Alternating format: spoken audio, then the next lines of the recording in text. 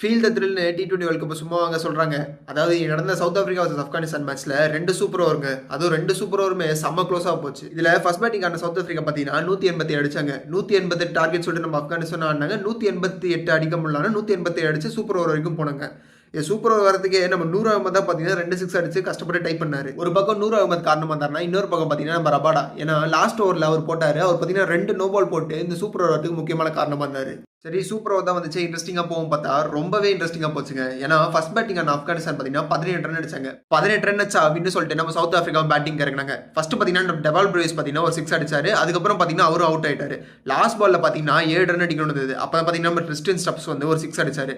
அதனால பார்த்தீங்கன்னா மறுபடியும் ஒரு சூப்பர் ஓவருக்கு இந்த மேட்ச் போச்சு. இந்த டைம் இந்த சூப்பர் ஓவரில் பார்த்தீங்கன்னா ஃபர்ஸ்ட் பேட்டிங் ஆனது பார்த்தீங்கன்னா நம்ம சவுத் ஆப்பிரிக்கா. நம்ம சவுத் ஆப்பிரிக்காவில் பார்த்தீங்கன்னா நம்ம டேவிட் மில்லரும் ட்ரிஸ்டன் ஸ்டப்ஸும் ஸ்டார்ட் பண்ணாங்க. நம்ம ட்ரிஸ்டன் ஸ்டப்ஸ் பார்த்தீங்கன்னா ஃபர்ஸ்ட் பால்லே பார்த்தீங்கன்னா 6 அடிச்சாரு. அதுக்கப்புறம் பார்த்தீங்கன்னா நம்ம டேவிட் மில்லரும் அவர் பங்குக்கு ஒரு 2 6 அடிச்சாரு. மொத்தமாக பார்த்தீங்கன்னா சவுத் ஆப்பிரிக்கா 6 பாலுக்கு பார்த்தீங்கன்னா 23 ரன் அடிச்சாங்க.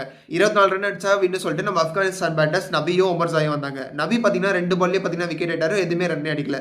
அப்புறம் பார்த்தீங்கன்னா நம்ம குர்பாஸ் வந்தாரு. அவர் பார்த்தீங்கன்னா ஃபர்ஸ்ட் 3 பால்ல பார்த்தீங்கன்னா 3 6 அடிச்சாரு. அதனால் பார்த்தீங்கன்னா மேட்ச் ரொம்ப இன்ட்ரெஸ்டிங்காக போச்சு.